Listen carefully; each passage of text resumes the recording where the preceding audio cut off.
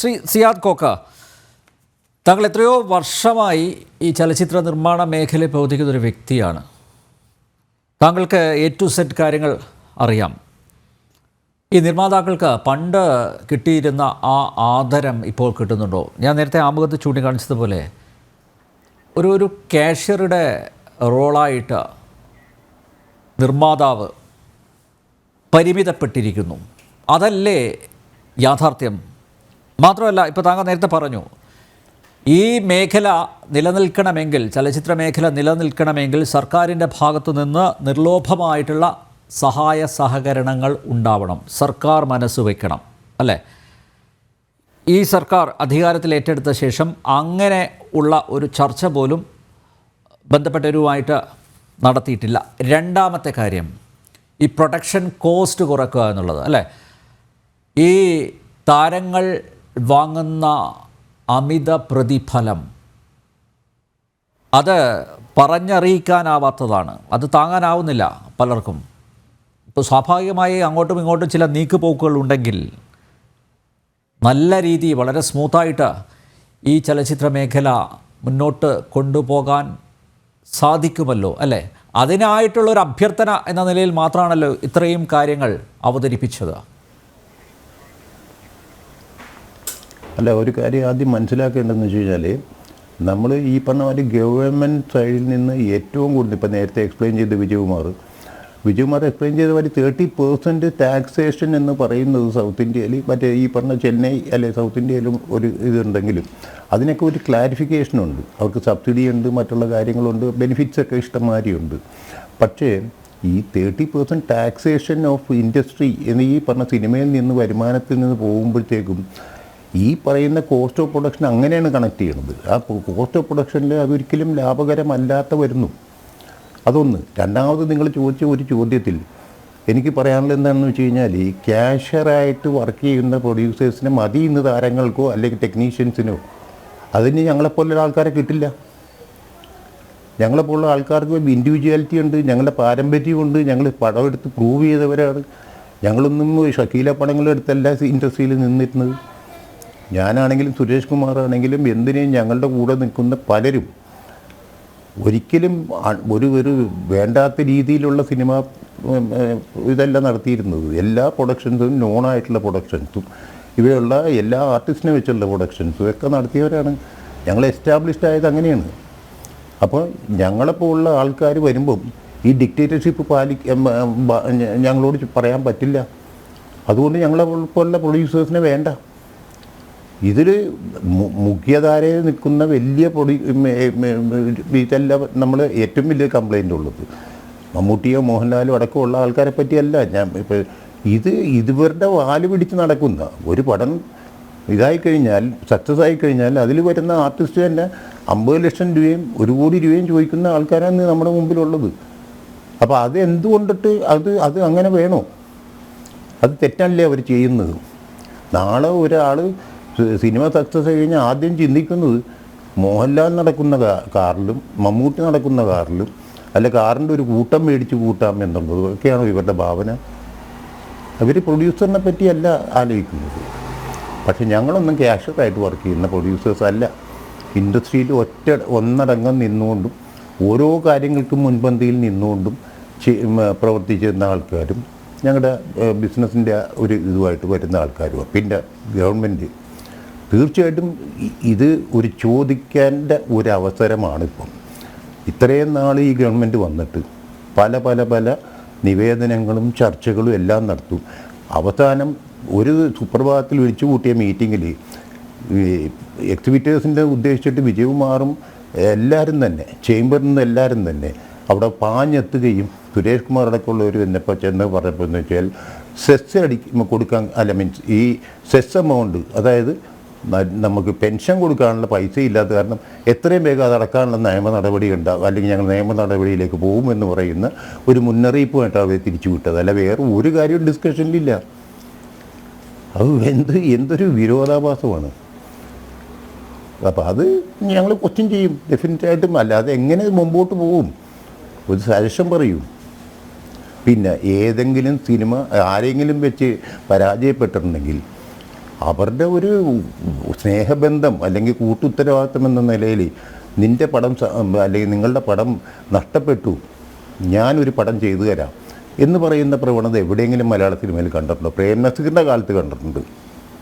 പ്രേം നസീറിൻ്റെ കാലത്ത് ഞങ്ങൾ കേട്ടിട്ടുണ്ട്. അദ്ദേഹം ജീവിച്ചിരിക്കുമ്പോൾ തന്നെ ഞങ്ങൾക്കറിയാം ഇങ്ങനെയൊക്കെയാണ് പഴയ കാലത്ത് പ്രൊഡ്യൂസേഴ്സിന് ഈ ഫെയിലർ പടങ്ങൾ വരുമ്പോഴത്തേക്കും പ്രേം നസീർ സഹായിച്ചേക്കുന്നത്. അദ്ദേഹം ബഹദൂർക്കയാണെങ്കിലും മുത്തയ്യ മറ്റുള്ള എല്ലാവരും ആണെങ്കിലും ഈവൻ സത്യ അടക്കം മധുസാർ അടക്കം ഇവരൊക്കെ ഒരു കൂട്ടായി നിന്നുകൊണ്ടും ആ പ്രൊഡ്യൂസറിനെ പൊക്കിക്കൊണ്ട് വരുവാനാണ് ശ്രമിച്ചേക്കുന്നത്. അല്ല ഇന്നത്തെ കാലഘട്ടത്തിൽ ഈ പറയുന്ന മാതിരി അതിനെന്താ കാലഘട്ടത്തിന് വ്യത്യാസം? ഒരു പ്രൊഡ്യൂസറിൻ്റെ പരിക്ക് പറ്റിയല്ല ഒരു സിനിമ എടുത്ത് നമ്മൾ നന്നാൻ വേണ്ടിയല്ലേ സിനിമ എടുക്കാൻ വേണ്ടി, ബിസിനസ്സായിട്ട് തന്നെയാണ് സിനിമ എടുക്കുന്നത്. പക്ഷേ പ്രേക്ഷകർക്ക് വേണ്ട, അത് നമ്മൾ ഇതായി കഴിഞ്ഞ് ഫെയിലിയറായി നമുക്കൊരു നഷ്ടം വന്ന് നമുക്ക് താങ്ങാത്ത ഒരു നഷ്ടം വരുമ്പോൾ ഏതെങ്കിലും ഒരു ആർട്ടിസ്റ്റ്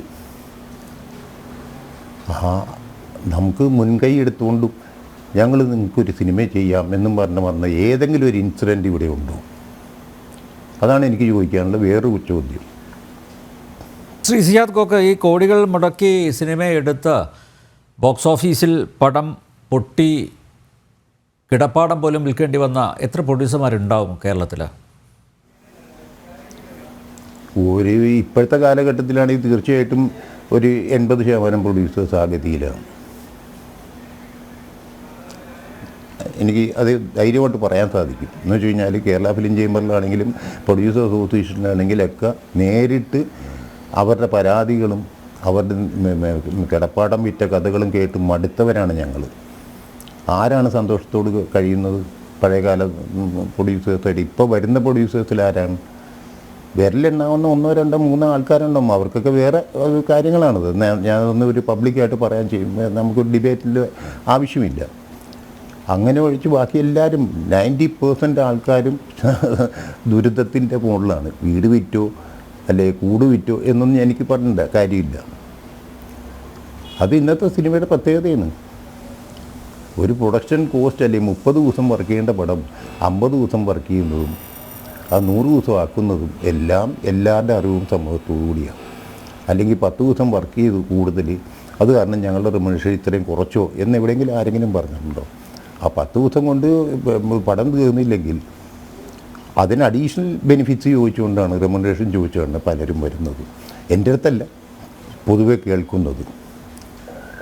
പക്ഷേ അതിനൊക്കെ ക്വസ്റ്റ്യൻ ചെയ്യും എന്നുള്ള ഭയപ്പാടും ഇങ്ങനെയുള്ള കാഴ്ചപ്പാട് ഞങ്ങളെപ്പോലുള്ള ആൾക്കാർ സ്ട്രോങ് ആയിട്ട് നിന്ന് ചെയ്യും എന്ന് അറിയാവുന്നതുകൊണ്ടായിരിക്കാം ഞാനോ സുരേഷോ അങ്ങനെയുള്ള ആൾക്കാർക്കൊക്കെ തന്നെ ഈ പറഞ്ഞ ഒരു നല്ല ഇതിൽ ഞാനും സുരേഷും എല്ലാം ഡെഫിനറ്റായിട്ടും അത് ഇങ്ങനെ ഒരു ഘട്ടം വന്നു കഴിഞ്ഞാൽ അടുത്ത ഘട്ടത്തിലേക്ക് ഞങ്ങൾ പോകുന്നത് മിക്കവാറും ഫുൾ ഈ മഞ്ഞിൽ വിരിഞ്ഞ പൂക്കൾ എങ്ങനെയുണ്ടായത് എല്ലാം പുതിയ ആർട്ടിസ്റ്റ് അല്ലായിരുന്നു. അപ്പോൾ അതുമാതിരി സിനിമകളുണ്ടാവും. സിനിമകൾ ഞങ്ങളെപ്പോലുള്ള ആൾക്കാർ തന്നെ പ്രൊഡ്യൂസ് ചെയ്യും. ഞങ്ങൾ ആ സമയത്ത് ഈ സമര ഇതിൽ ഒത്തൊരുമിച്ച മാതിരി തന്നെ എക്സിബിറ്റേഴ്സായിട്ട് വളരെ നല്ലൊരു ധാരണ ഉണ്ടായിക്കൊണ്ട് ഞങ്ങളത് മുമ്പോട്ട് പോകും. യാതൊരു സംശയവും വേണ്ട. ചിലപ്പോൾ ആ സമയത്ത് സൂപ്പർ സ്റ്റാറിൻ്റെ പടങ്ങളോ മറ്റുള്ള പടങ്ങളോ റിലീസ് വേണ്ടാന്ന് എക്സിബിറ്റേഴ്സ് ഞങ്ങളെ സഹായിക്കാൻ വേണ്ടി തീരുമാനിക്കും.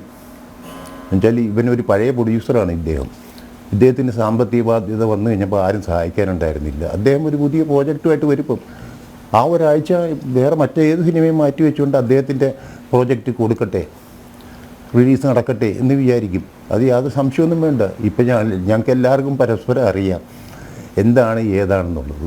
അപ്പോൾ അത് കാരണം എനിക്ക് ഭയപ്പാടൊന്നുമില്ല ഈ പറഞ്ഞ കാര്യങ്ങളൊന്നും കൊണ്ട് തന്നെ. ഈ വിമർശകർ ഉന്നയിക്കുന്ന മറ്റൊരു കാര്യം, താരമൂല്യം ഉണ്ടെങ്കിലേ സിനിമകൾ രക്ഷപ്പെടൂ, പുതുമുഖങ്ങളെ കൊണ്ടുവന്ന് കഴിഞ്ഞാൽ സിനിമ പരാജയപ്പെടുകയുള്ളൂ എന്ന്. ആ ഒരു ആത്മവിശ്വാസമല്ലേ അവരെ മുന്നോട്ട് നയിക്കുന്നത്? അതിലെന്തെങ്കിലും വാസ്തവമുണ്ടോ? ഒരിക്കലും ഇല്ല. എന്ന് വെച്ച് കഴിഞ്ഞാൽ ഇപ്പം തന്നെ നിങ്ങൾക്ക് മനസ്സിലാക്കാം താരമൂല്യങ്ങളുള്ള ഇവിടെ വിജയകുമാർ അവിടെ ഇരിപ്പുണ്ടല്ലോ. വിജയകുമാറിനോട് ചോദിക്കൂ, താരമൂല്യങ്ങളുള്ള എത്ര സിനിമകൾ അവിടെ വിജയിച്ചിട്ടുണ്ട് അവരുടെ തിയേറ്റേഴ്സിൽ. അവർക്ക് എന്നെയും കാട്ടി കൂടുതൽ ഹിസ്റ്ററി പറയാനുണ്ടോ? രണ്ടാമത്തെ കാര്യം, ഈ കഴിഞ്ഞ കൊല്ലം റിലീസ് ചെയ്ത പടങ്ങളിൽ എത്ര താരമൂല്യങ്ങളുള്ള സിനിമകൾ സക്സസ് ആയിട്ടുണ്ട്? നമ്മുടെയൊക്കെ സുഹൃത്ത് ബന്ധം ഇങ്ങനെയൊക്കെ ഒരു ഡിബേറ്റ് വരുമ്പോഴത്തേക്കും ഞങ്ങളുടെയൊക്കെ സുഹൃത്ത് ബന്ധത്തിന് ചിലപ്പോൾ ബാധിച്ചിരിക്കും. ഞാനും സുരേഷും ഒരേ രൂപത്തിലുള്ള ആൾക്കാർ, ഒരേ സ്വരത്തിൽ സംസാരിക്കുന്ന ആൾക്കാരാണ്. ചിലപ്പോൾ അവരെ വേദനിപ്പിക്കുമായിരിക്കും, എനിക്കറിയില്ല അത്. അപ്പോൾ എൻ്റെ വേദന കാണാത്തവർ മറ്റൊരു വേദനിക്കുന്നു എന്ന് പറഞ്ഞു ഞാൻ മിണ്ടായിരുന്നിട്ട് കാര്യമുണ്ടോ? അത് ഈ താരമൂല്യങ്ങളെന്ന് പറഞ്ഞാൽ ഇപ്പോൾ കഴിഞ്ഞ പ്രാവശ്യം ഓടി, അതായത് അങ്ങനെ വിമർശിക്കുന്ന ആൾക്കാർക്കോ അല്ലെ ട്രോൾ ചെയ്യുന്ന ആൾക്കാർക്കോ ഒരാൾ പറയണ കേട്ടു, അതായത് സുരേഷിൻ്റെ ഇതിന്, അതായത് അമ്മാവ നിങ്ങളുടെ കാലം കഴിഞ്ഞു പോകാം. അങ്ങനെ സിനിമയിൽ കാലം കഴിഞ്ഞെങ്കിൽ ഏജ് ബാറാണ്, ഏജ് സർട്ടിഫിക്കറ്റ് വെച്ചിട്ടാണ് പ്രൊഡക്ഷനും ഡിസ്ട്രിബ്യൂഷനൊക്കെ നടക്കേണ്ടതെങ്കിൽ ആക്ടേഴ്സും ഞങ്ങളുടെ പ്രായത്തിലുള്ളവരൊക്കെ ഉണ്ട് ഇന്നും എന്ന് നമുക്ക് ശക്തമായിട്ട് പറയാൻ പറ്റും. അപ്പോൾ സെൻസസ് സർട്ടിഫിക്കറ്റ്, അതിൻ്റെ ബർത്ത് സർട്ടിഫിക്കറ്റ് എടുത്തു കഴിഞ്ഞാൽ അങ്ങനെയുള്ളവരുടെ പടം വേണ്ട എന്ന് പറയൂ. അതിലൊന്നും കാര്യമൊന്നുമില്ല, അതിൽ യാതൊരു അർത്ഥമില്ല. പിന്നെ ഓടിയ പടങ്ങൾ കണ്ണുറന്ന് കാണണം. ഈ പ്രേമലു ആണെങ്കിലും മറ്റു കുറച്ച് പടങ്ങളാണെങ്കിലും ഒക്കെ തന്നെ ഒരു താരമൂല്യം ഉണ്ടായിരുന്നില്ല. പടം ഇഷ്ടപ്പെട്ടു, ആൾക്കാർ കയറി കണ്ടു, ഹിറ്റായി. രോമാഞ്ചം എന്ന് പറഞ്ഞ പടം. അപ്പം ഇതിങ്ങനെ പെട്ടെന്ന് പേരുകൾ ഓർമ്മ വരുന്നില്ല. അങ്ങനെ എന്തോരം കൊച്ചു പടങ്ങൾ ഈ ലോട്ടിൽ തന്നെ നമുക്ക് സക്സസ്സായി വന്നിട്ടുണ്ട്. അതിനെപ്പറ്റി കണ്ണുനോക്കാതെ വല്ലതും സംസാരിച്ചിട്ട് വല്ല കാര്യമുണ്ടോ? താരമൂല്യം, പിന്നെ പ്രത്യേകിച്ച് ഇന്നത്തെ കാലഘട്ടത്തിൽ ഇവരെ ആരെയും കണ്ടിട്ടല്ല ഇന്നത്തെ OTT ബിസിനസ്, നമ്മളുടെ ഒരു എക്സ്ട്രാ ഇൻകം എന്ന് പറയുന്നത്. എക്സ്ട്രാ ഇൻകം മീൻസ് ഈ പറഞ്ഞ വടിക്കോൾഡ് ഇതിന് മറ്റേ നമ്മുടെ എക്സ്പെൻസ് കവർ ചെയ്യാവുന്ന വിധത്തിലുള്ള ഒരു ഇൻകം ജനറേറ്റ് ചെയ്യാൻ പറ്റുമെങ്കിൽ അത് ഇതിലൊരു ഭാഗമാകുമല്ലോ എന്ന് വിചാരിച്ച് പ്രതീക്ഷയോട് സിനിമ ഉണ്ടാക്കിയ ആൾക്കാരാണ്. ഞാനൊക്കെ സിനിമ തുടങ്ങുമ്പോഴത്തേക്കും സാറ്റലൈറ്റ് റൈറ്റ്സ് എന്ത് കിട്ടുമെന്നും പറഞ്ഞല്ല സിനിമ ചെയ്തേക്കുന്നത്. അതൊരു അഡീഷണൽ ഇൻകം, ദാറ്റ്സ് ഓൾ. പക്ഷേ ഇന്ന് OTT ഇത് ഒന്നും തന്നെ എല്ലാം റിജക്റ്റ് ചെയ്യുന്നതല്ലേ. ഏത് താരങ്ങൾ അഭിനയിച്ചാൽ സിനിമ എൻ ബ്ലോക്കായിട്ട് എടുക്കുന്നുണ്ട്. അങ്ങനത്തെ ഒരു ബിസിനസ്സൊന്നുമില്ല. അപ്പം താരമൂല്യമില്ലാത്ത സിനിമ പ്രേക്ഷകരെ പഠിപ്പിക്കുക, അത്രയേ ഉള്ളൂ നമ്മളുടെ കർമ്മ. ആ റിസ്ക് നമ്മൾ എടുക്കേണ്ടി വരും. ഇപ്പോൾ എടുക്കുന്ന റിസ്കിൻ്റെ ഒരു 30% കുറവായിരിക്കും ആ റിസ്ക്.